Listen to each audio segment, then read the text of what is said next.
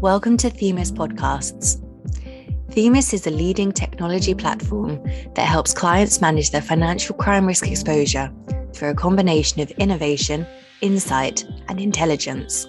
Our podcasts aim to bring you insight, views, emerging trends, and thought leadership from industry leaders and our own financial crime experts. Find out more about Themis at crime.financial. In this episode, Themis Head of Research Nadia O'Shaughnessy interviews Sue Langley OBE, who has had an illustrious career both in the financial services industry and in the public sector. Sue tells us about her own experiences as a female leader in what have traditionally been very male-dominated areas, and shares a range of valuable tips for young people navigating their career paths. This episode is part of a wider series of podcast conversations that Themis is releasing with impressive women working in finance and tech. Hello everyone, and welcome to this Themis podcast, which we're recording as part of our brand new Women in Financial Crime series. We'll be hearing from impressive female leaders working across the public, technology and finance sectors, especially on topics linked to financial crime. Today, I have the privilege to be interviewing Sue Langley, who is a real Wonder Woman with an incredibly rich set of professional achievements. Sue currently holds a number of high-profile non-exec roles, including as a non-executive chair for Gallagher UK and as the lead non-executive director for the Home Office. Previously, she was a trustee for Macmillan Cancer and CEO of Financial and Professional Services at the Department for International Trade. Before she joined the public sector, Sue held a number of executive director positions at Lloyd's of London and board position at Hiscox. Sue is also a founding member of the government's Women's Business Council and a recipient of multiple awards highlighting her achievements in the city, including an OBE in 2015 for her services to women in business. Sue is passionate about social mobility and involved in a number of charitable and mentoring roles. Sue, thank you so much for joining me today. It's wonderful to have you on a Themis podcast talking about a theme that we've been so excited to tackle. Well, thank you so much for inviting me. And after that amazing introduction, yes, I always look behind me to see who you're describing. Well, thanks, Sue. And really, we've been looking forward to this conversation for a while now. So one of the goals of our chat today is to discuss women's experiences in traditionally male-dominated industries like finance and tech. I wanted to start off by asking how you describe your experience as a woman working in finance. It's been a really interesting career, and I've been in financial services now for a very long time, I have to say. And perhaps unusually, I've never found it particularly difficult being female in a male-dominating environment. And I think part of that is due to your approach, in that I've never really thought about it. And I've never come across some of the unfortunate behaviours that you see described in the press. Now, saying that, there are moments when you sit in a meeting or a board meeting of 20 or so male and you are the only female that you feel a little out of your depth in a way, or perhaps not part of that tribe. And I think that's why I've tried to do so much to support other women in business and those who come along behind me, because there is just something about being in an alien environment, and it's not it's not in a way that anyone is Machiavellian or are trying to not make you feel part of that club. I think it's just quite a lonely place sometimes. For sure, I can definitely imagine that. And so from what you've witnessed, besides that sort of potential imposter syndrome, what do you think are some of the main professional challenges that women face in the financial sector as they try to build a career? I think it's got a lot better than when I started all those years ago. There is something around the traditional roles in that it does still tend, although it's changing, to be the women that take time out to raise a family. And it's quite hard in some parts of financial services where you essentially have a network of clients that you work with to take a few years out and then come back and pick up those same relationships. So I do think that's a challenge.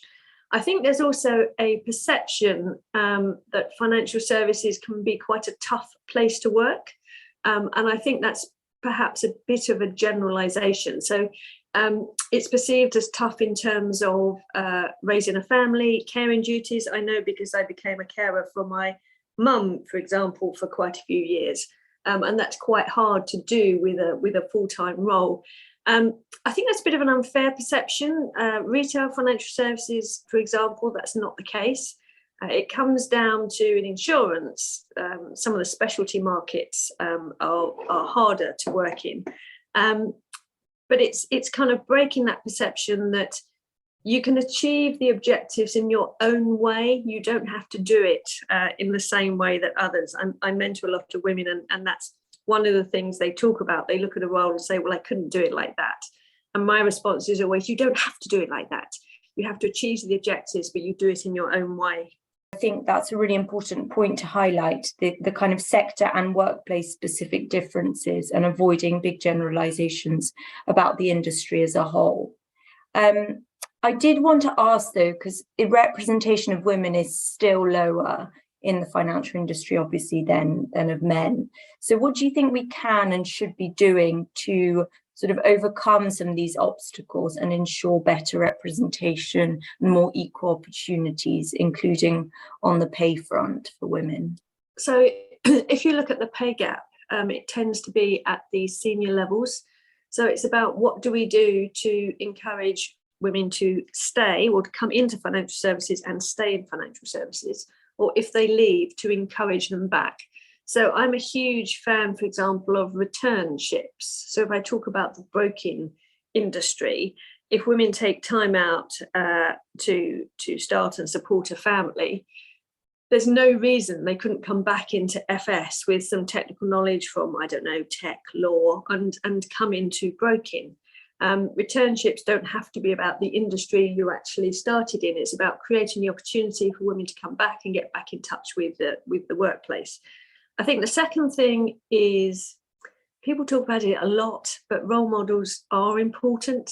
I was talking to a senior female colleague at another FS company the other day, and she said that once they had about 35% representation at the exec co and on the board, it became almost a self-fulfilling prophecy, and they attracted more women to join. So, you know, one of the reasons I do lots of public speaking is it's that role model piece. You know, if you see people like you in senior positions in an industry, then, you know, back to the imposter syndrome, it makes people think, of course I can do that, and I can stay too. But it's really difficult. But I do think we need more radical action, because we keep talking about, you know, female friendly policies and other things. But I think things like returnship and actively pulling women in at a senior level is what's needed if we're gonna move the dial. Fully agreed. And I know you mentioned public speaking, but I know that you also mentor a range of women across different industries. So when we've spoken about role models, what is it about mentoring that you find particularly rewarding? And also, have you faced any challenges as a mentor? Yes, well, I always have around 17 mentorees at any one time who kind of come and go. And I suppose it's because I feel really strongly that those of us who are lucky enough to have succeeded in our careers have a real responsibility to help those that come behind us. I mean, I do a lot of speaking on the theme of from the East End to who's who and still mystified. So just because I was lucky enough to have this amazing portfolio of roles now, what am I doing to help other women, for example, from the East End, to have the same kind of belief that they can actually make it? So I really enjoy seeing people succeed. A great saying somebody said to me once was around hiring, which is always hire those that are more than capable of doing your job and hope to God they don't. So I like kind of generating success, if you like, around me.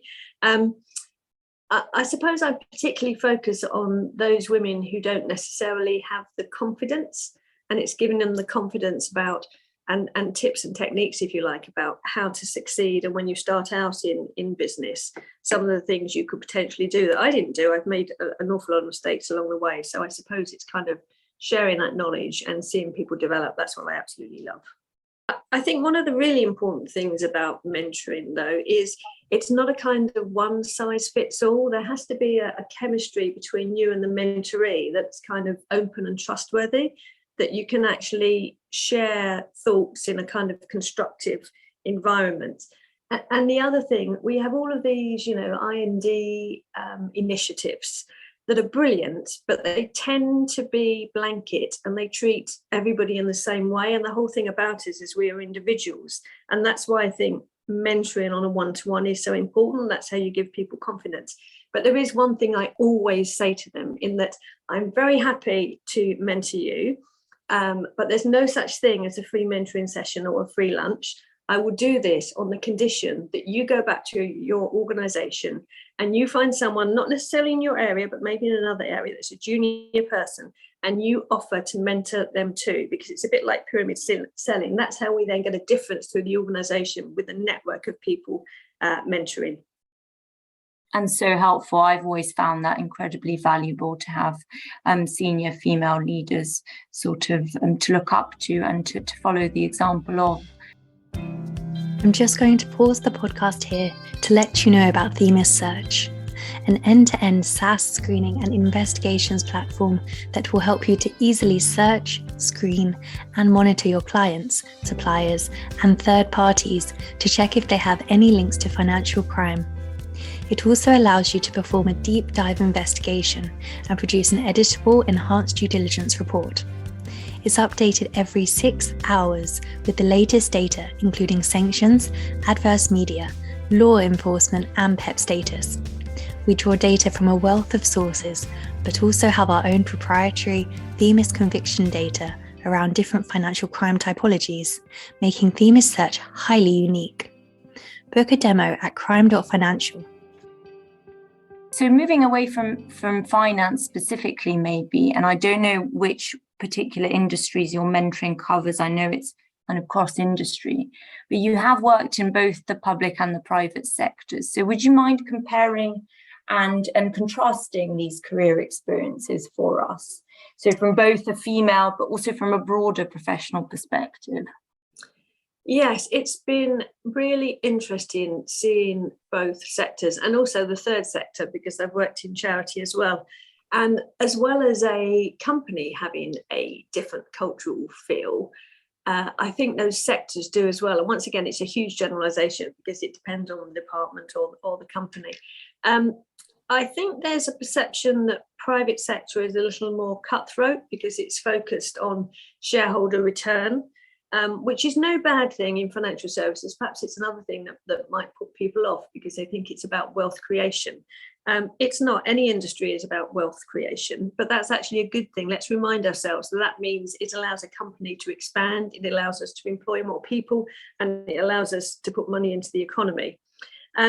I think the public sector can be tough as well. I think it can be as tough as the private sector, but it's a little more what I would call structured. So it's a little more kind of rules and process based, and that's because of its nature of public accountability. So it has to have that kind of transparency.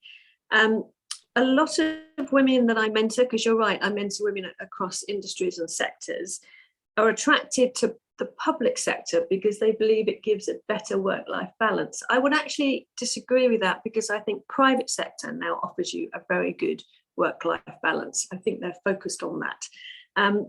But the difference, I would say, and if I had my time again, perhaps I would have gone into public sector when I graduated, is in public sector, they tend to value or reward different diversity of thought, and they move you around different areas. So you will experience a whole range of roles and activities. Whilst in private sector, once again, this is a huge generalization, you tend to specialize. You specialize in law, you specialize in operations, you specialize in finance. So if you're looking for a really interesting career, then I think public sector gives you a bit more variety if you stay in it than private sector. Now, saying that, then it's actually quite hard to make the transition, because on a CV, when you've had variety, that's great, but private sector are perhaps are looking for a little more kind of focus. Really interesting. Thanks, Sue. And I know that you were also a founding member of the government's Women's Business Council. Is that right? So could you tell us a bit maybe about your kind of initial work there when it was founded? Sure. I was asked to join by Theresa May at the time as the financial services representation. And there are an awful lot of female networking groups in industry, as you know. And I have to admit, I'm not a fan of all of them. I like groups that actually make a difference, that have a clear objective. And what attracted me to the Women's Business Council was it was all about the economic impact having more women in the working economy could have. And that was either in STEM, that's actually looking at how many women we could get to return, how many were lost in the workplace, how many we could get to return.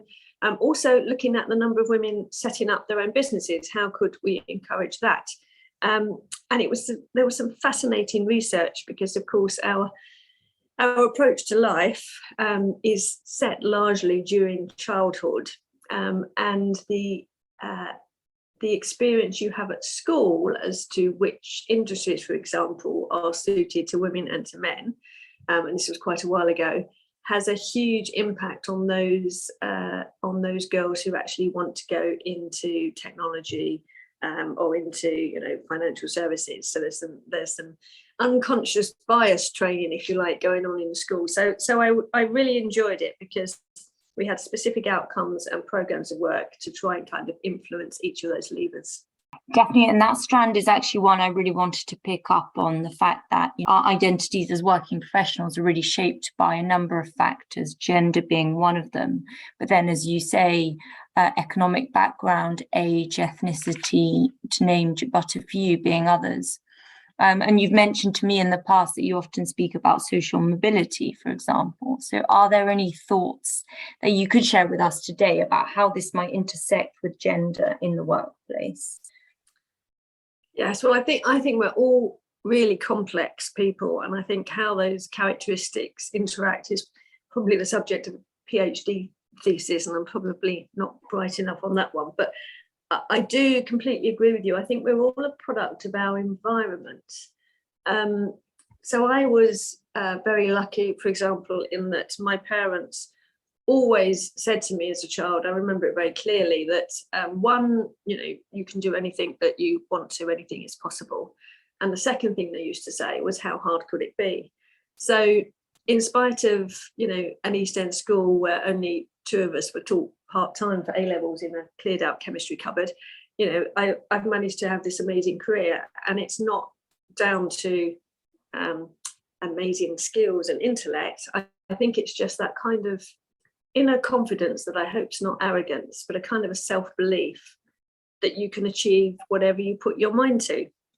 And it comes back to resilience as well. I always say to my mentorees when they're starting out and they say, what do I need to do? And I always say, well, there's just three things. One is network, not in a manipulative way, but if you've got a genuine interest in people, you never know where that will lead you. I've only ever applied for my first job. Every other one has always found me. And it's because of the kind of network I have and the people that I kind of meet. Secondly, be curious. Don't think, right, this is my career path. This is exactly what I'm going to do. Year 1, year 2, year 3, year 4. Opportunities come out left field. When I started out in Thompson tour operations so long ago in retail, I never thought I would end up chairing a financial services company.